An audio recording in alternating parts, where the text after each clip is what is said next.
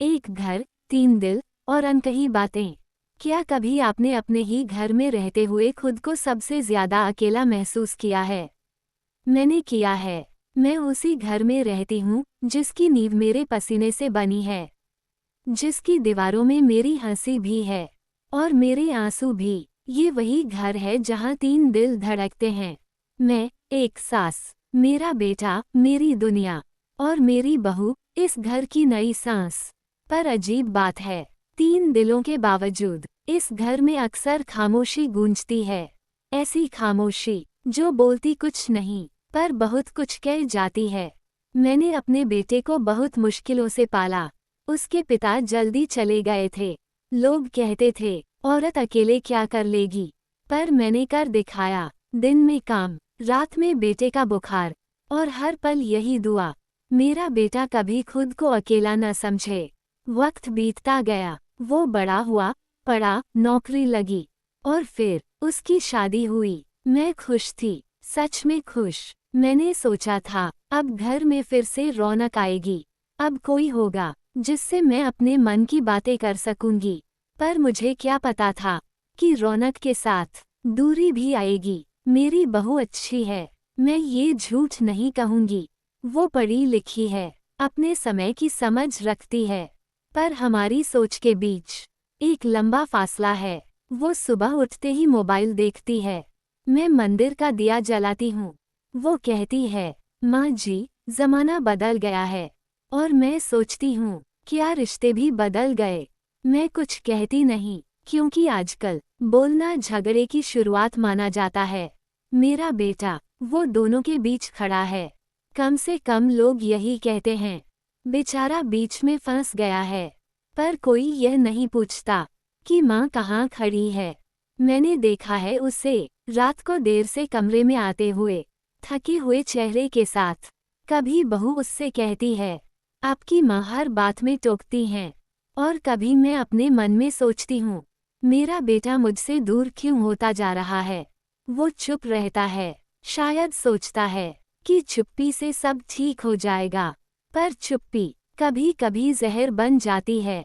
इस घर में सब कुछ कहा जाता है, पर असली बातें नहीं। खाना टेबल पर लगता है, पर दिल की भूख कोई नहीं पूछता। मैं पूछती हूँ, खाना खा लिया, पर यह नहीं पूछ पाती, क्या तुम खुश हो? मेरी बहू पूछती है, दवाई ली, पर यह नहीं कह पाती, माँ जी, आपको मेरी ज़रूरत है। और मेरा बेटा, वो बस इतना कहता है, सब ठीक है।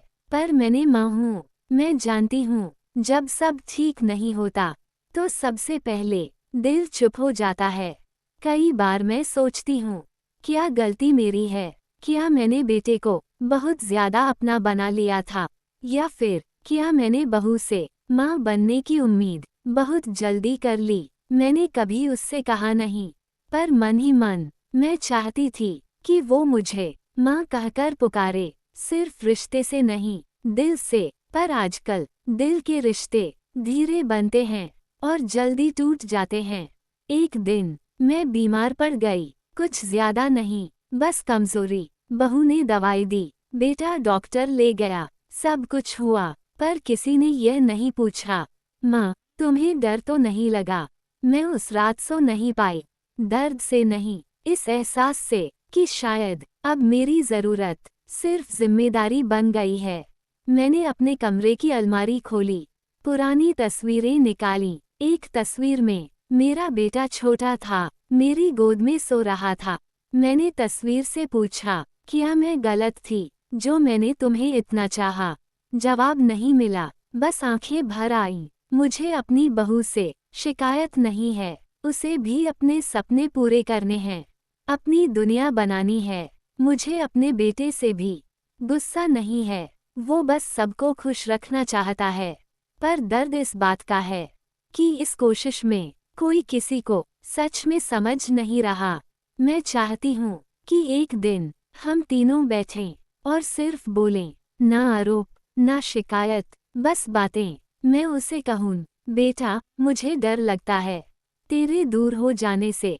मेरी बहू कहे, माँ जी, मुझे डर लगता है कि मैं आपको खुश नहीं रख पा रही।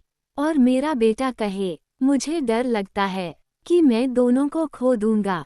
शायद तभी यह घर फिर से घर बनेगा, पर फिलहाल ये घर 3 दिलों का है और ढेर सारी अनकही बातों का। मैं हर सुबह मुस्कुराकर उठती हूँ और हर रात खामोशी के साथ सो जाती हूँ, क्योंकि मैं सास हूँ, माँ हूँ और शायद अब बस एक समझदार औरत। पर मन में एक सवाल रोज उठता है, क्या एक घर में 3 दिलों का धड़कना काफी होता है, या रिश्तों को जिंदा रखने के लिए अनकही बातों को कहना भी जरूरी होता है?